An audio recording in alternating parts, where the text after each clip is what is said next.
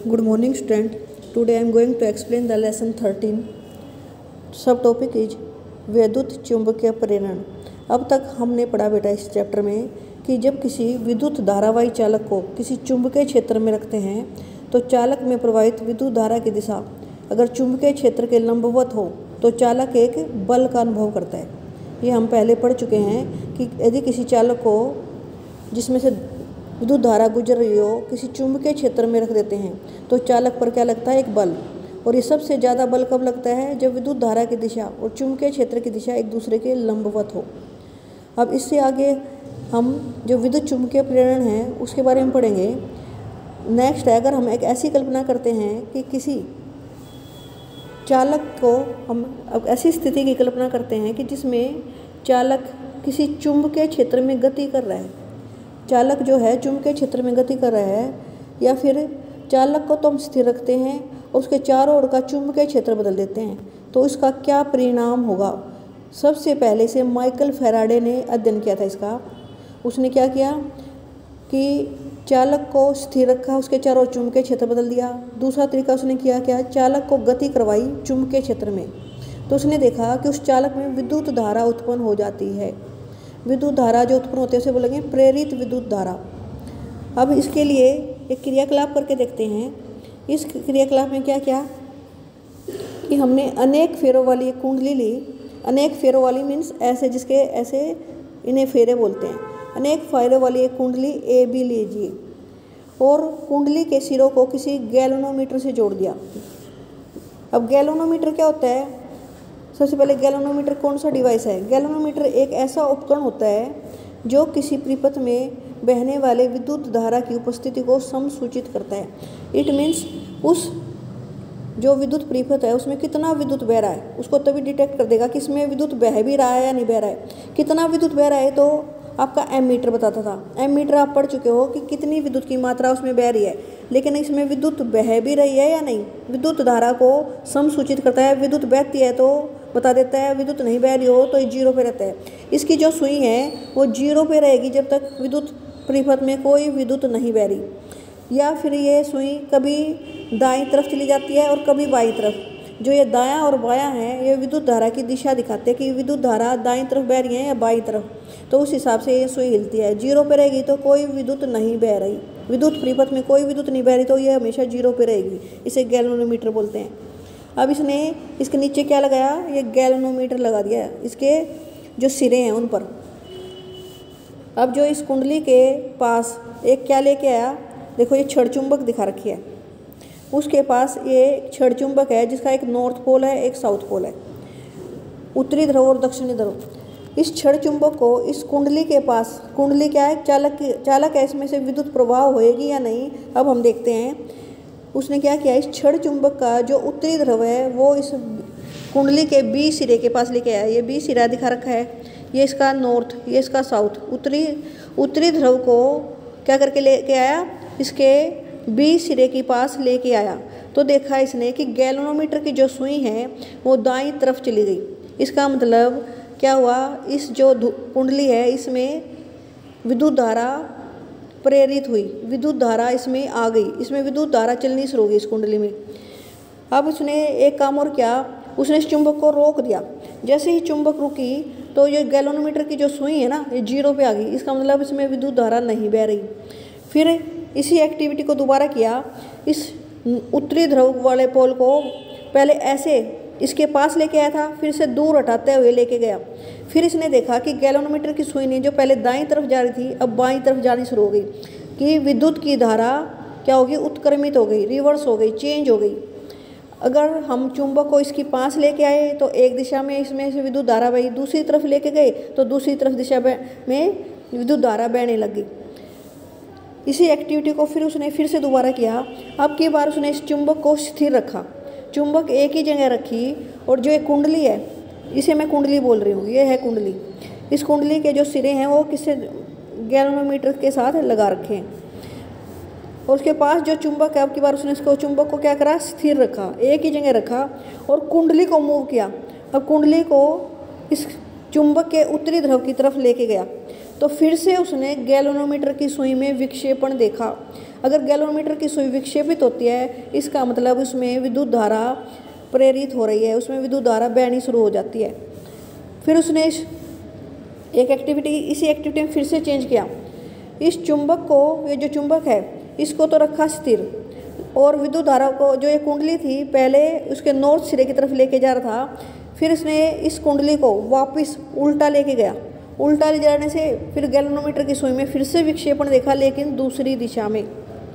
इस एक्टिविटी से हमने क्या सीखा कि अगर हम किसी कुंडली के चारों ओर का चुंबकीय क्षेत्र चेंज करें, या कुंडली को हम चुंबक की तरफ लेके जाएं, या चुंबक को कुंडली की तरफ लेके जाएं, तो उसमें विद्युत धारा प्रवाहित होने लग जाती है, विद्युत धारा प्रेरित होती है।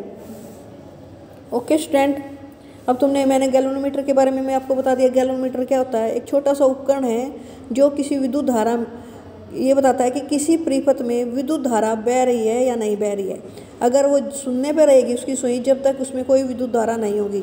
अगर जरा सा भी करंट उसमें से बहेगा तो वो सुई विक्षेपित होनी शुरू हो जाएगी। सबसे पहले ये वाला जो प्रैक्टिकल था, जो ये एक्टिविटी है, किसने करके देखी थी? माइकल फैराडे ने। अब माइकल फैराडे कौन था? माइकल फैराडे एक बुक बाइंड करने वाला था, जिल्द साज। किताबों पे बुक बाइंड करता था। जो भी किताब उसके पास आती थी वो साइंस की, तो उनको पढ़ता था खुश होके। उसको एक बार मौका मिला कि उसने रॉयल इंस्टीट्यूट के जो वैज्ञानिक थे सर हम्फ्री डेवी, उनके व्याख्यान को सुना। फिर उसने उस व्याख्यानों के बड़े ध्यानपूर्वक नोट्स बना लिए, और उन नोट्स को उन्होंने जो हम्फ्री डेवी है उनके पास भेज दिया। हम्फ्री डेवी को उसके नोट्स इतने ज़्यादा पसंद आए कि उन्होंने अपनी प्रयोगशाला में उसको अपने सहायक के रूप में रख लिया। किसको? माइकल फैराडे को। तो माइकल फैराडे को जब लैब मिल गई, प्रयोगशाला मिल गई, तो उसने वहाँ पर बहुत सारे प्रयोग किए, बहुत सारी खोज की। उनमें से एक विद्युत चुंबकीय प्रेरण है, जिसके बारे में हम पढ़ रहे हैं। उसने विद्युत उपघटन की नियम की भी, ये नियम है जो, वो भी खोजा। उसने अनेक क्रियाकलाप किए साइंस के, लेकिन कई विश्वविद्यालयों ने बोला कि हम आपको मानद उपाधि देना चाहते हैं, मतलब डॉक्टरेट की उपाधि इनको देने की कोशिश की, लेकिन इन्होंने मना कर दिया। फैराडे ने कहा कि मुझे कोई सम्मान नहीं चाहिए, मुझे अपने वैज्ञानिक कार्यों में ज़्यादा रुचि है, मुझे अपने वैज्ञानिक कार्यों से प्यार है। तो इन्होंने सर की जो उपाधि इन्हें मिल रही थी ना, वो भी नहीं ली। हम अब एक क्रियाकलाप और देखते हैं। अब तक हमने स्थिर चुंबक का यूज किया, क्षण चुंबक का यूज किया। अब हम विद्युत चुंबक का प्रयोग करेंगे। विद्युत चुंबक के प्रयोग से प्रेरित विद्युत कैसे बहती है? इसमें तार के दो भिन्न भिन्न कुंडलियाँ लीजिए, तार की दो भिन्न भिन्न कुंडलियाँ जिसमें अनेक फेरे हों। अनेक फेरे में कुंडली 1 देखो, इसमें कितने सारे फेरे हैं। ऐसे फेरे में ऐसे गोल गोल बहुत ज़्यादा हैं। जो दूसरा है, दूसरी कुंडली, उसमें कम फेरे हैं। तो जिसमें ज़्यादा फेरे हैं उसको एक बैटरी और एक स्विच से जोड़ दिया, और दूसरी कुंडली उसके बिल्कुल पास लगी हुई है, और उसके सिरे किससे जोड़े हुए हैं? गैल्वेनोमीटर से। उसमें गैल्वेनोमीटर लगा दिया। अब जैसे ही इसमें उसने जो स्विच है, स्विच में जैसे ही कुंजी लगाई, स्विच में ये कुंजी बोलते हैं, ये स्विच है ना, उसमें जैसे ही कुंजी लगाई तो विद्युत परिपथ पूरा हो गया। इसमें से विद्युत बहने लग जाएगी। पहली कुंडली में से विद्युत बही, उस विद्युत के जैसे ही बही वो, तो कुंडली 2 का, जो कुंडली 2 है, उसमें जो गैल्वेनोमीटर की सुई है वो विक्षेपित हो गई। एक बार विक्षेपित हुई और फटाफट फिर 0 शून्य पर आ गई। विक्षेपित होने के बाद एक बार जल्दी से वो फिर दोबारा 0 पे आ गई, शून्य दिखाने लगी। इसका मतलब थोड़ी देर के लिए उसमें विद्युत धारा बही।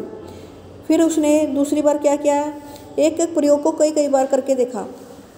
कुंडली 1, जो कुंडली 1 है उसमें से ये बैटरी है ना, जो बैटरी लगे वो वियोजित कर दी, हटा दी। तो उसने फिर से क्या देखा कि जो कुंडली 2 है उसमें से गैल्वेनोमीटर की जो सुई है वो फिर से विक्षेपित हुई, दोबारा थोड़ी देर के लिए विक्षेपित हुई।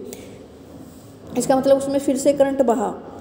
उसने इस तरह की कई एक्टिविटी की कि ऐसा क्या हुआ कि जब विद्युत बहती है कुंडली 1 में, तो उसका जो चुंबकीय क्षेत्र है, उसके चारों तरफ जो चुंबक बन जाती है, ये चुंबकीय क्षेत्र चेंज होता है, रिवर्स हो जाता है, परिवर्तित हो जाता है। इस परिवर्तित चुंबकीय क्षेत्र के कारण जो कुंडली 2 है उसमें विद्युत धारा क्या होगी? प्रेरित होगी। विद्युत धारा उसमें बहने लग जाएगी। इसे बोलते हैं विद्युत चुंबकीय प्रेरण। एक कुंडली के कारण, एक कुंडली में जो हमने चेंज किया, विद्युत धारा में चेंज करने से उसका चुंबकीय क्षेत्र बदल गया। उस चुंबकीय क्षेत्र के बदलने से कुंडली 2 में जो विद्युत बह रही है उसे बोलते हैं विद्युत चुंबकीय प्रेरण। ओके स्टूडेंट, इस विद्युत चुंबकीय प्रेरण के बाद मैं आपको जो विद्युत बैरी है, अगर आपको लगता है कि इसकी हमें दिशा पता होनी चाहिए, तो दिशा निकालने के लिए फ्लेमिंग ने दाएं हाथ का नियम दिया। और जो ये विद्युत प्रेरित हुई सबसे ज़्यादा कब प्रेरित होगी? यदि कुंडली की गति की दिशा और चुंबकीय क्षेत्र की गति की दिशा लंबवत हो। कुंडली की गति की दिशा और चुंबकीय क्षेत्र की दिशा अगर लंबवत होगी तो कुंडली में उत्पन्न प्रेरित विद्युत धारा अधिकतम होगी। अगर गति जो उस पर बल लग रहा है और जो चुंबकीय क्षेत्र है वो एक दूसरे के 90 डिग्री पे होंगे, तो जो इसमें विद्युत धारा बहेगी, जो करंट बहेगा वो सबसे ज़्यादा होगा। जब ये बल जो लग रहा है वो कुंडली की दिशा और चुंबकीय क्षेत्र की दिशा अगर एक दूसरे के लंबवत हो तो कुंडली में सबसे ज़्यादा करंट बहेगा, विद्युत धारा सबसे ज़्यादा होगी। अब उस विद्युत धारा की दिशा को पता करने के लिए फ्लेमिंग ने दाएं हाथ का नियम दिया। उसने बोला हम अपने दाहिने हाथ की तर्जनी, मध्यमा और अंगूठे को इस प्रकार फैलाएं कि तीनों एक दूसरे के लंबवत हों। तीनों एक दूसरे के क्या हों? लंबवत। तो हमारी तर्जनी है अगर वो चुंबकीय क्षेत्र की दिशा को दिखाती है तो हमारा अंगूठा चालक की गति की दिशा को दिखाएगा। उस टाइम हमारी जो मध्यमा उंगली है वो चालक में प्रेरित विद्युत धारा की दिशा को दिखाएंगी। इसे फ्लेमिंग का दक्षिण हाथ का नियम कहते हैं। इसे फ्लेमिंग का क्या बोलेंगे? दक्षिण हाथ का नियम। ये आपको फ्लेमिंग का दक्षिण हाथ का नियम बहुत इंपॉर्टेंट है, इसे आपको लर्न करना है। इसमें एक ही क्वेश्चन है, इसके जो इंटेक्स में किसी कुंडली में विद्युत धारा प्रेरित करने के लिए विभिन्न ढंग बताओ। तो अभी आपने सीखा कि किसी कुंडली में विद्युत धारा कैसे प्रेरित कर सकते हैं। यदि हम कुंडली की गति करवाए किसी चुंबकीय क्षेत्र में, अगर कुंडली चुंबकीय क्षेत्र में गति करे तो क्या होगा? उसमें विद्युत धारा प्रेरित होगी। या फिर हम चुंबक को कुंडली की तरफ गति करवाएं या कुंडली से दूर ले जाएं, या फिर कुंडली को चुंबक की तरफ ले जाएं या चुंबक से दूर ले जाएं, तो उसमें विद्युत धारा प्रेरित होगी। एक दूसरा तरीका है, हम कुंडली को स्थिर रखें और उसकी चुंबकीय क्षेत्र को बदल दें, उसके चारों तरफ जो चुंबकीय क्षेत्र हैं उसे बदल दें, तो उसमें विद्युत धारा क्या होगी? प्रेरित होगी। इस तरह से ये तरीके हैं, आपको ये लर्न करने हैं। Okay student.